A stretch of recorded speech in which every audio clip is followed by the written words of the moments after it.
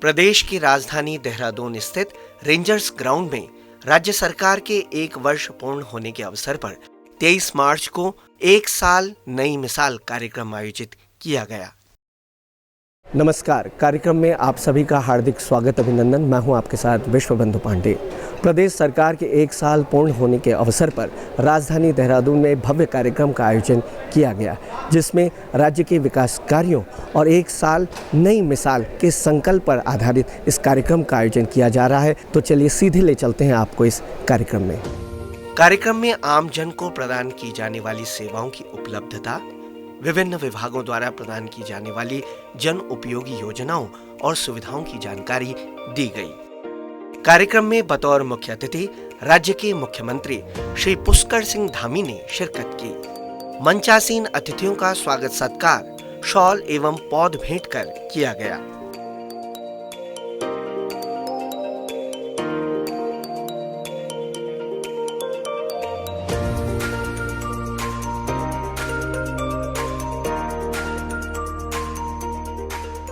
कार्यक्रम में मुख्यमंत्री ने सहस्त्रधारा मार्ग स्थित तरला नागल में बनने वाले सिटी पार्क का भी शिलान्यास किया।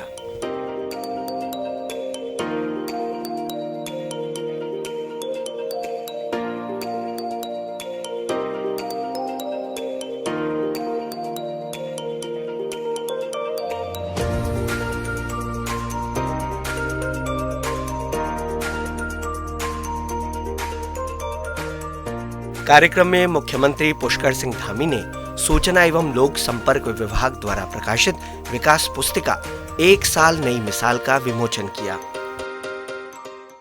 अपार संभावनाएं पर्यटन की हमारे राज्य में है, लेकिन निवेशकों को आकर्षित करने के लिए कभी कोई बहुत गंभीर प्रयास नहीं किए गए। पहली बार इस राज्य की पर्यटन नीति में 100% कैपिटल सब्सिडी देने का प्राविधान करके हजारों करोड़ के निवेश को इस राज्य में लाने के लिए आमंत्रित करने का निर्णय, जो यहाँ के नौजवानों को भी आर्थिक रूप से मजबूत करने का काम करेगा। किसी राज्य की बेहतरी में सबसे बड़ा योगदान उसके राज्य के किसानों का होता है। किसानों को किस तरह सशक्त करके राज्य को आत्मनिर्भर बनाया जा सके, इसके लिए इस वर्ष के बजट में हजारों पॉली हाउसेज का प्राविधान करके नौजवानों को रोजगार देने के साथ साथ किसान को आर्थिक रूप से मजबूती स्थापित करने की संकल्पबद्धता के साथ सरकार आगे बढ़ी। इस राज्य में जो संभावनाएं सेब के उत्पादन की हैं, उन संभावनाओं को बलवती बनाने के लिए विगत वर्ष में जहां मुख्यमंत्री जी के द्वारा इस राज्य के एप्रिल मिशन का बजट दुगना करने का निर्णय लिया गया था, इस साल 600% की वृद्धि करके निश्चित रूप से इस राज्य को सेब के राज्य के रूप में स्थापित करने के लिए एक बहुत महत्वपूर्ण काम करने का निर्णय मुख्यमंत्री ने लिया। मुख्यमंत्री के नेतृत्व में हम ऐसी नीति बनाने पर काम कर रहे हैं ताकि जो पूरी दुनिया की एक समस्या है, ग्लोबल वार्मिंग से लेके वाटर लेवल का कम होने से लेके और जो वनाग्नि, इनको कैसे रोका जाए, और जो अपने खेतों में लोग पेड़ लगाते हैं, उन पेड़ों को काटने के लिए जिससे उनको चक्कर लगाने पड़ते हैं, इसका सरलीकरण कैसे किया जाए, इस पर भी हमारी सरकार आगे बढ़ी। हमारी सरकार नौजवानों को स्टार्टअप के माध्यम से उनका स्किल डेवलप करके हजारों लाखों नौजवानों को रोजगार के माध्यम से स्वावलंबी बनाने का काम करने के निर्णय पर आगे बढ़ रही है। हमारी सरकार इस देश के अंदर एक कानून सभी धर्मों का हो, सभी जातियों का हो, तो एक समान आचार संहिता को लेकर के भी सरकार ने आगे बढ़ने का निर्णय लिया। मैं इसके लिए भी मुख्यमंत्री को बहुत बहुत साधुवाद देता हूं। आज कोई भी विभाग हमारे राज्य का उस परिकल्पना के साथ, एक संकल्पना के साथ, जो आदरणीय प्रधानमंत्री की परिकल्पना है कि अगला दशक उत्तराखंड का हो और अगला दशक में उत्तराखंड इस देश का सर्वश्रेष्ठ राज्य के रूप में स्थापित हो, इसके लिए लगातार प्रयासरत रहने के लिए अपने सरकार के सभी अधिकारियों को, सभी मंत्रियों को और सभी हमारे सम्मानित साथियों को, कर्मचारियों को बहुत बहुत बधाई देते हुए विश्वास करता हूं कि 2025 में जब ये राज्य 25 वर्ष का होगा तो निश्चित रूप से राज्य देश के अग्रणी राज्यों में होगा, जहां महिलाएं सुरक्षित होंगी, जहां नौजवान का भविष्य सुरक्षित होगा, जब बच्चों को आगे बढ़ने की प्रेरणा मिलती रहेगी, जहां किसान संपन्न होगा, जहां अमन होगा, चैन होगी, शांति होगी। इन सब प्रयासों को मुख्यमंत्री के नेतृत्व में प्राप्त करके निश्चित रूप से 25 सालों में देश का सर्वश्रेष्ठ राज्य बनेंगे। इसके लिए मैं बहुत बहुत शुभकामनाएं देते हुए आप सब उपस्थिति को प्रणाम करते हुए आपका धन्यवाद देता हूं। इस अवसर पर मुख्यमंत्री पुष्कर सिंह धामी ने सरकार के 1 साल पूर्ण होने पर कहा कि हमें राज्य की जनता का आशीर्वाद और समर्थन मिला है। हम विश्वास दिलाते हैं कि आम जन ने जो विश्वास और भरोसा हम पर जताया है, उस पर हमारी सरकार खरा उतरने का प्रयास करेगी। भाइयों बहनों, आपके आशीर्वाद के कारण आज उत्तराखंड उत्कृष्ट उत्तराखंड की ओर बढ़ रहा है। धीरे धीरे हम आगे बढ़ रहे हैं। आज से ठीक 1 वर्ष पूर्व हमारे सम्मानित मतदाताओं ने हमको ये विजय तिलक लगाया था, उन्होंने अपना आशीर्वाद दिया था और उत्तराखंड की राजनीति में पहला अवसर था जब जनता जनार्दन ने किसी भी दल को दोबारा लगातार सेवा करने का अवसर प्रदान किया। भाइयों बहनों, हमारा जो संकल्प है वो विकल्प रहित संकल्प है और विकल्प रहित संकल्प के साथ माननीय प्रधानमंत्री जी की जो अपेक्षा है कि उत्तराखंड को देश का श्रेष्ठ राज्य बनाना है, उसके लिए हम पूर्ण रूप से संकल्पबद्ध हैं और हमने ये प्रयास किया है कि उत्तराखंड हिंदुस्तान के श्रेष्ठ राज्यों में शामिल हो। और माननीय प्रधानमंत्री जी ने जो बाबा केदार की पवित्र भूमि से कहा था कि 21वीं सदी का तीसरा दशक उत्तराखंड का दशक होगा। भाइयों बहनों, उस 21वीं सदी के तीसरे दशक को उत्तराखंड का दशक बनाने के लिए हमने अगले 10 सालों का जो रोड मैप है वह भी आगे बढ़ाने का काम किया है।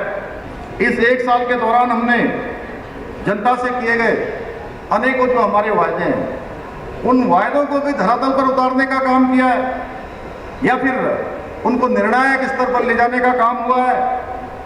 अंत्योदय परिवारों को 3 गैस के सिलेंडर देने का मामला हो, हमारा ये संकल्प था और हमने उसको धरातल पर उतारा।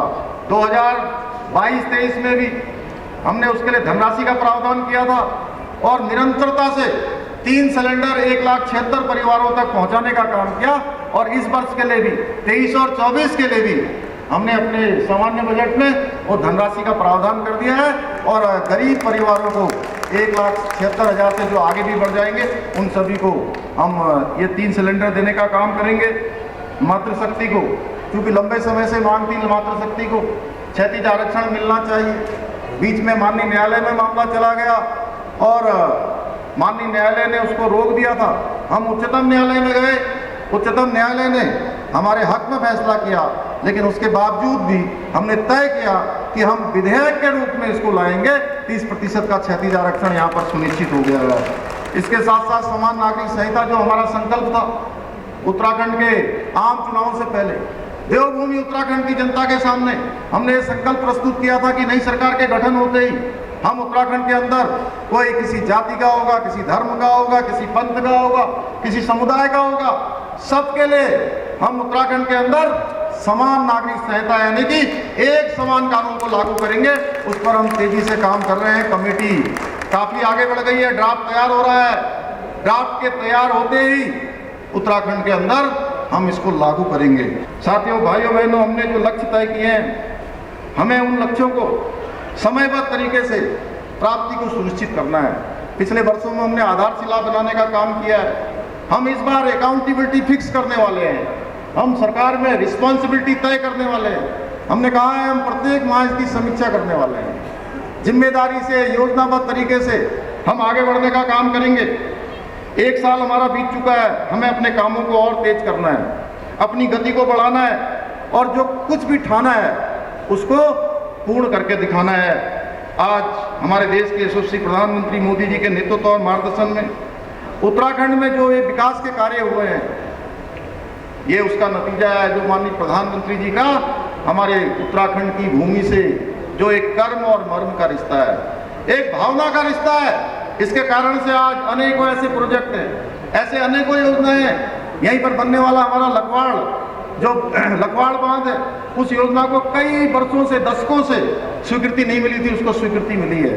राज्य के अंदर 2 एम्स, एक एम्स ऋषिकेश में, दूसरा एम्स हमको ऋषिकेश में भी, ऋषिकेश के अलावा किच्छा में भी दूसरे एम्स की स्वीकृति मिल गई है, उसकी धनराशि भी जारी हो गई है।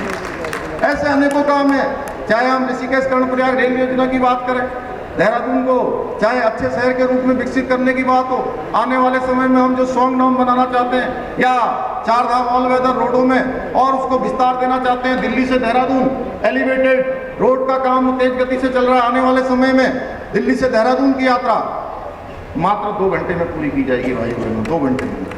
ये अपने आप में एक चमत्कार होगा।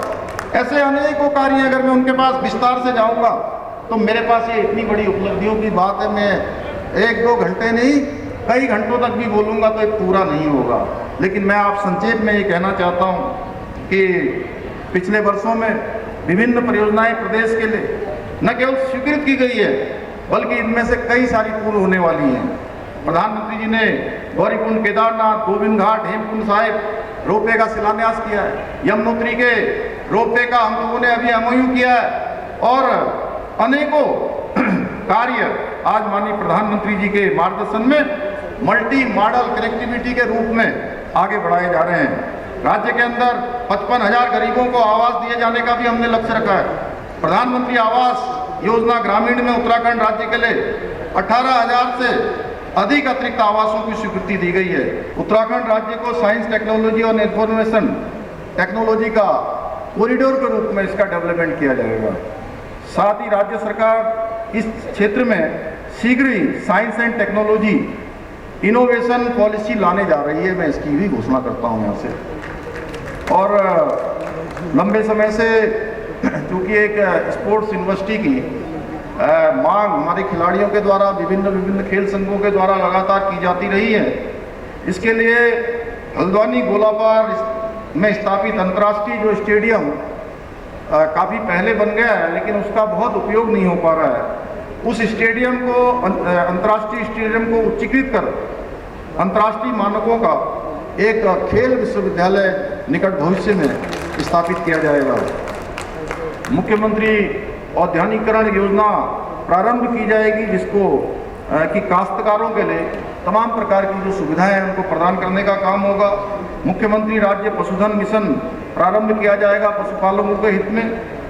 मुख्यमंत्री कौशल विकास एवं रोजगार योजना प्रारंभ करेंगे जिसमें स्नातक पास छात्र एवं छात्राओं को उसके अनुसार आवश्यक रूप से उनको स्किल्ड बनाया जाएगा, उनको कौशल विकास से संबंधित सारी चीज़ों का वो किया जाएगा ताकि उच्च वेतनमान में जो हमारे छात्र एवं छात्राएं हैं, जो हमारे नौजवान हैं, उनको विदेशों में भी अच्छी सेवाओं में जाने का मौका सुनिश्चित हो पाएगा। ऐसे ही जो गांव जिनकी आबादी 250 है वो मुख्य सड़कों से जोड़ने के लिए मुख्यमंत्री ग्राम सड़क योजना प्रारंभ की जाएगी। प्रत्येक विधानसभा क्षेत्र में उपलब्धता एवं उपयुक्तता के आधार पर एक अमृत सरोवर झील को पर्यटक स्थल एवं वाटर स्पोर्ट्स के केंद्र के रूप में विकसित किया जाएगा। जिला सेवा आयोजन एवं कौशल विकास कार्यालय को स्वरोजगार केंद्र के नोडल कार्यालय के रूप में भी विकसित किया जाएगा। हमारे श्रमिकों के बच्चों के लिए जो हमारे लेबर क्लास के उनके बच्चे हैं, उन बच्चों को उचित स्कूली शिक्षा मिल सके, इस हेतु राज्य सरकार मॉडल स्कूल यानी चलते फिरते जो स्कूल होते हैं उन स्कूलों को भी प्रारंभ करेगी। लोकतंत्र सेनानियों की एक लंबे समय से मांग थी कि लोकतंत्र सेनानी की मृत्यु के बाद उनकी पेंशन उनकी विधवा पत्नी को दी जाए। ये पेंशन उनकी विधवा पत्नी को दी जाएगी, इसकी मैं घोषणा करता हूँ। उत्तराखंड के लोक पर्व जो हमारी सांस्कृतिक विरासत को उनके संवर्धन का, उनके विकास का और हमारी संस्कृति को आगे बढ़ाने के लिए, वो संस्कृति हमारी लुप्त न हो, इसके लिए हमने समय समय पर अनेकों बार निर्णय लिए हैं कि हमारी पीढ़ी दर पीढ़ी हमारी विरासत आगे बढ़ती जाए। उसके लिए हमारे उत्तराखंड के लोक पर्व हैं, जैसे उत्तरायणी है, फूलदेई है, हरेला, इगास, बूढ़ी दिवाली आदि लोक पर्वों को व्यापक रूप से और पहचान मिले, उसको पहचान दिलाए जाने के लिए और उसको इन पर्वों को पूर्ण श्रद्धा एवं हर्षोल्लास के साथ मनाए जाने के लिए एक समेकित रूप से एक नीति बनाई जाएगी, जिससे कि ये हमारी संस्कृति, हमारे संवर्धन, हमारे पौराणिक त्यौहार और पर्व लगातार आगे बढ़ते जाएं, पीढ़ियों के साथ आगे चलते जाएं। पुनः मैं आप सभी का एक बार अपने हृदय की गहराइयों से धन्यवाद करते हुए और 2 लाइनें आप सबके समक्ष रखते हुए मैं अपनी वाणी को विराम दूंगा। अभी न पूछो हमसे मंजिल कहाँ है, अभी न पूछो हमसे कि मंजिल कहाँ है, अभी तो हमने चलने का इरादा किया है, अभी तो हमने चलने का इरादा किया है। ना हारे हैं ना हारेंगे कभी, ना हारे हैं ना हारेंगे कभी, ये किसी और से नहीं बल्कि अपने आप से खुद से ये वायदा किया है, ये वायदा किया है। आप सबका बहुत बहुत धन्यवाद। कार्यक्रम में सांस्कृतिक कार्यक्रम का भी आयोजन किया गया, जिसमें लोक कलाकारों द्वारा मनमोहक नृत्य प्रस्तुति दी गई। वहीं इस अवसर पर अलग अलग विभागों द्वारा प्रदर्शनी भी लगाई गई, जिसमें निःशुल्क स्वास्थ्य जांच एवं दवाओं का वितरण किया गया।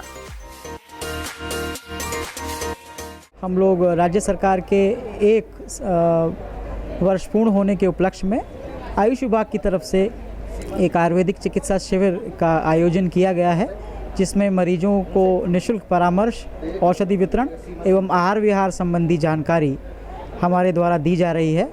और इस शिविर के द्वारा हम लोग ये प्रयास कर रहे हैं कि आयुर्वेद जन जन तक पहुँचे, लोग अपने इस पुरानी पद्धति की तरफ वापस लौटें, आयुर्वेद को जानें समझें और इस पद्धति को अपना के आरोग्य प्राप्त करें।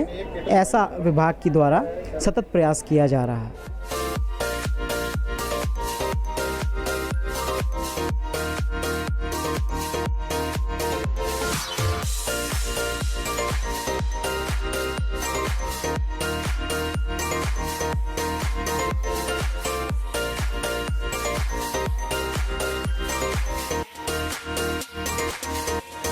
सभी लोगों का यहाँ सहयोग से ये आयोजन हो रहा है, जिसमें होम्योपैथी की दवाइयाँ अभी तक काफ़ी सारे लोगों ने ले चुके हैं, जिसमें अप्रॉक्स 200 का डेटा जा चुका है।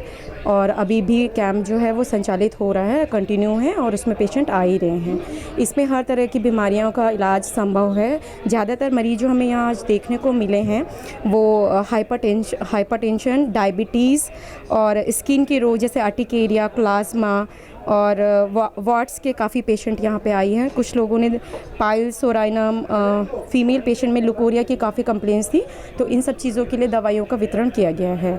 और मैं अब सभी से अपील करना चाहूँगी कि होम्योपैथी को अपनाइए, क्योंकि होम्योपैथी एक बहुत ही सरल विधि है और इसमें कोई भी साइड इफ़ेक्ट नहीं है। और आजकल ये देखा जा रहा है कि लोगों में होम्योपैथी को अपनाने के लिए काफ़ी इंटरेस्टेड हैं लोग, काफ़ी रुचि है उनकी। इसमें हर बीमारी का इलाज संभव है। कार्यक्रम के अंत में महानिदेशक सूचना श्री बंसीधर तिवारी द्वारा धन्यवाद ज्ञापित किया गया।